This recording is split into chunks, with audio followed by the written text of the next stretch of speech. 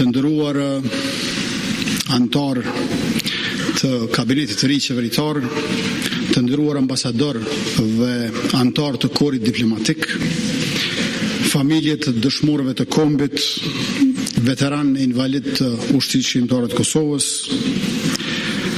zonja dhe zotërej, e nderuara kryetare e Kuvendit të Republikës zonja Albulina Xhiu, nën kryetar Ardian Gola dhe ju nën kryetar të tjerë të përsa zgjedhur. Më lejoni që t'ju përgëzoj të gjithëve për konstituimin e Kuvendit të Legjislaturës së 10 dhe për funksionet dhe përgjegjësitë e reja që keni marrë. Ju falemnderit të gjithëve për përkushtimin që tregonin ndaj shtetit tonë të përbashkët. Këto dy seanca po i mbajmë pas ditën e mbrëmjes sonte, sepse këto ditë po zhvillohen seancat e fundit të procesit gjyqësor ndaj drejtuesve të UÇK-s, Hashim Thaqit, Jakub Krasniqit, Recep Selimit dhe Kadri Veselit. Kërkesa e prokurorisë për dënimin prej 45 vitesh burgim për secilin, ku përfshihen edhe pretendimet për krime kundër njerëzimit, është orvatje që bie ndesh me të vërtetën dhe mohon kontekstin historik e politik të luftës sonë çlirimtare. Qëndrimi i qeverisë së Republikës Kosovës që unë drejtoj është i qartë. Në Kosovë janë kryer krime kundër njerëzimit ndaj popullatës civile shqiptare. Ato i ka kryer regjimi i Jugosllavisë së Serbisë nën Milošević. Kjo është e dokumentuar dhe e njohur ndërkombëtarisht. Barazimi mes drejtuesve të UÇK-s dhe të një regjimi gjenocidal është i paqëndrueshëm.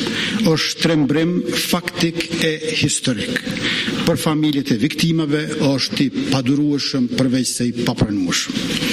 Të nderuar deputet, një muaj e gjysmë pas zgjedhjeve të 28 dhjetorit, jam i nderuar që para jush të paraqes ekspozen për mandatin e ardhshëm si kryeministri i Republikës.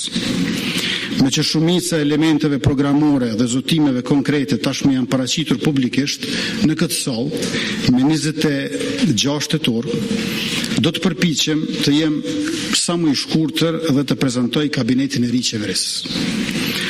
Këto gati 5 vitet e fundit, nga të cilat pothuajse një vit si qeverinë e detyrë, pra pa kompetenca të plota, kemi ndërtuar dhe zhvilluar një Kosovë më të drejtë, më të fortë dhe më gjithëpërfshirëse.